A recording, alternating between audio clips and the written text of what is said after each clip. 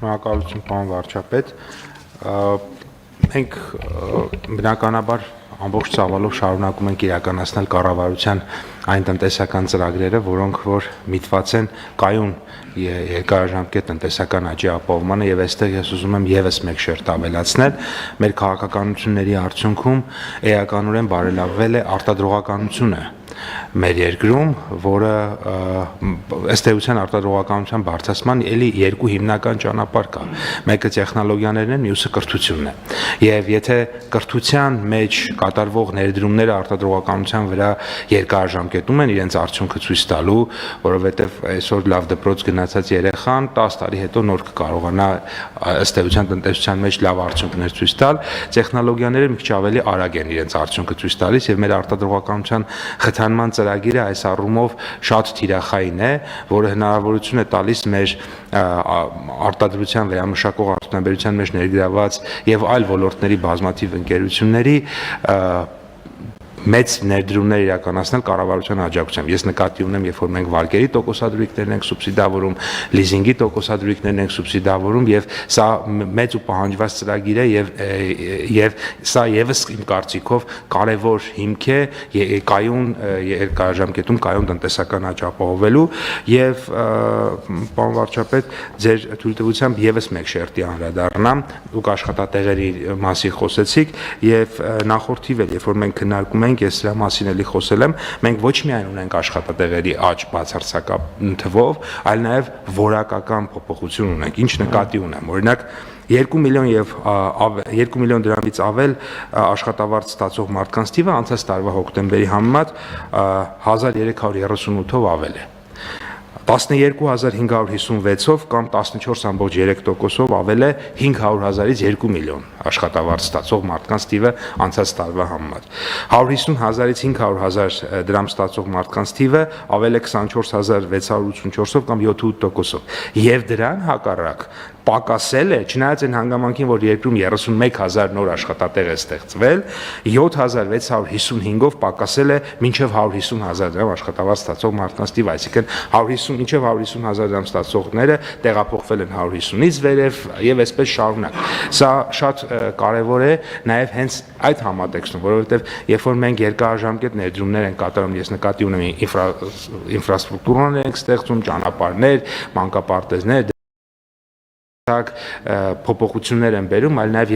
երկարաժամկետում մեզ հնարավորություն են տալիս ավելի որակյալ աշխատատեղեր եւ ավելի կայուն աշխատատեղեր ունենալ։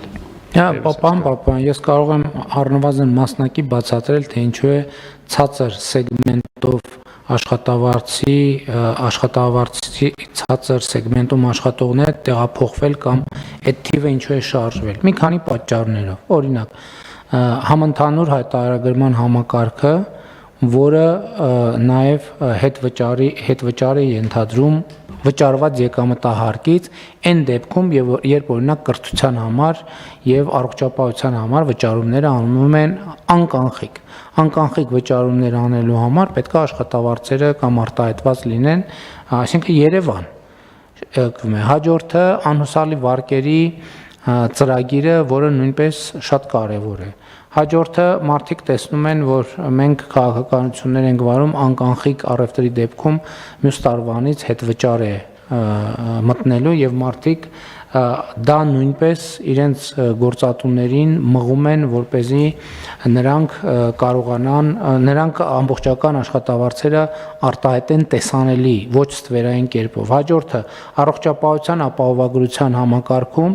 համակարգ են մտնելու 200,000 դրամ եւ բարձր աշխատավարձ ստացող մարդիկ։ Եվ մենք նաեւ այս ենք նկատի ունեցել, որովհետեւ թվում է թե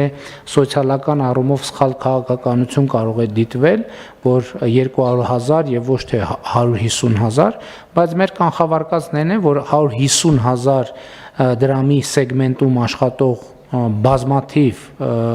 աշխատողներ նաև աշխատավարձի ստվերային հատված ունեն եւ առողջապահության ապահովագրություն ստանալու բնական եւ մեր կողմից ողջունելի ցանկությունը նաև աշխատողներին աշխատողներին մղում է, որպեսզի նրանք էլ իրենց հերթին գործատուներին մղեն, որպեսզի աշխատավարձերը արտացոլվի։ Բայց ձեր խոսքից մի դիտարկում շատ կարևոր է, որ մենք կրթվելը տենց բանի չվերապահենք միայն երեխաներին, որովհետև կրթություն ասելով այդ ֆունդամենտալ սխալ է, կրթություն ասելով հասկանում ենք մանկապարտեզ, դպրոց, բու։ Ոչ, այդ նույն տնտեսվարողը կարող է ուղղակի նոր հրատարակված գիրք կարդալ կամ հին հրատարակված կամ շատ հին հրատարակված գզրոցներում փոշոտած գիրք գտնել կարդալ, չեմ ասում հիմա ժամանակակից աշխարհը հնարավորություն է տալիս համացանցի միջոցով հերավար կրթության բազմաթիվ հնարավորություններ է տալիս, ընդ որում այդ կրթական ծառայությունների մատուցման, բայց գիտեք հիմա ոդկասթների ռեժիմով այնքան բաներ կան, այնքան նյութեր կան, եւ որտեղ մարդիկ իրենց փորձն են պատմում,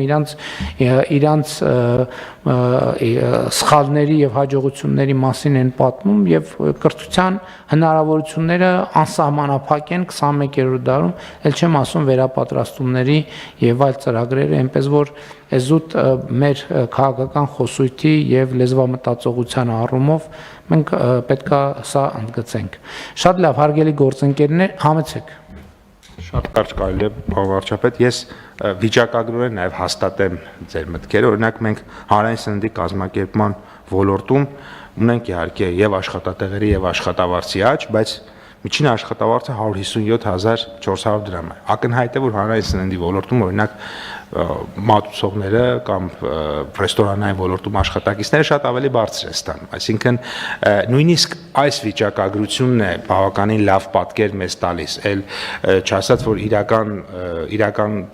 տնտեսության մեջ կամ հողի վրա շատ ավելի բարձր է եւ մեր քաղաքականությունները այո պետք է ստիպեն, որպեսզի այս թվերը հնարավորինս մոտենան իրականությանը եւ դուք նաեւ նշեցիք 9 ամսվա ցուցանիշների մասին, որոնք արդեն բացարձակ ցուցանիշներ են, այսինքն դրանք ցույց են տալ եւ 6% աճ ունենք, ինչը բոլոր եւ միջազգային կառույցները եւ Հայաստանում մեր երկրում մասնագիտացված կառույցները շատ ավելի ցածր տնտեսական աճ են կանխատեսում եւ ուզում եմ նշել, որ բոլոր ուղղություններով մենք աճ ունենք, այդտեղ արդյունաբերությունում մի փոքր 1%-ի կարգի նվազում ունենք, բայց տարեսկզբին շատ ավելի մեծ էր այդ նվազումը եւ հիմա գնալով մենք այդ տարբերությունը փոքրացնում ենք, որը հիմնականում պայմանավորված էր 24 թվականին այդ մեծ շատ մեծ ծավալով ոսկու ուրեմն վերամշակման գործընթացով։